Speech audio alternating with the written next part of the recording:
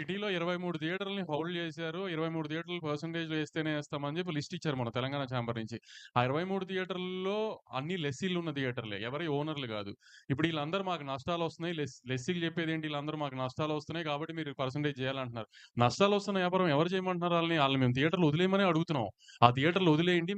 మేము ఆ సినిమాలు ఇప్పుడు మాయున్నాయి రిలీజ్‌లకి మేము ఓనర్‌లతో మాట్లాడుకొని ఓ ఫేవరబుల్ టర్మ్స్‌లో మేము టేక్ ఓవర్ చేసుకుని థియేటర్స్‌ని మేము రిలీజ్ చేసుకుంటున్నాం. మీరు లాస్ వస్తుందంటున్నారు కదా! లాస్ వస్తున్నా థియేటర్‌లు పట్టుకొని ఎలాడాల్సిన పనేముంది? వదిలేయొచ్చు కదా!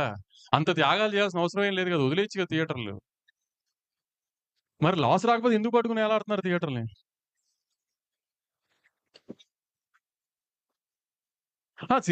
మరి సినిమాలు మానేయమని ఎవరు అనట్లేదు కదా! ఇక్కడ కూడా మేము వాళ్ళని మానేయమనట్లా. మాతో పాటు జర్నీ చేయండి. సేమ్ బోట్‌లో ఉన్నాం కాబట్టి అందరం ప్రాబ్లమ్స్‌లో ఉన్నాం కాబట్టి ఐ మీన్ యూనిలాటరల్‌గా ఏదన్నా ఒక మిడిల్ గ్రౌండ్ కూడా చేద్దాం అంటున్నాం. అంతే తప్పితే మరి ఆళ్ళు చెప్తుంది అదే కదా! మేము పర్సెంటేజ్ అయితేనే ఏస్తాం అని అలా అది చెప్పింది అదే కదా! మరి అతని కండిషన్‌గా. ఇప్పుడు ప్రొడ్యూసర్ ప్రాబ్లమ్‌లో ఉన్నాడని అతను ఆలోచించి ఏం మాట్లాడట్లేదు కదా! అటు ఎగ్జిబిషన్ సెక్టర్ నుంచి ఎవరు. మరి దాని అర్థం ఏంటి ఇంకా?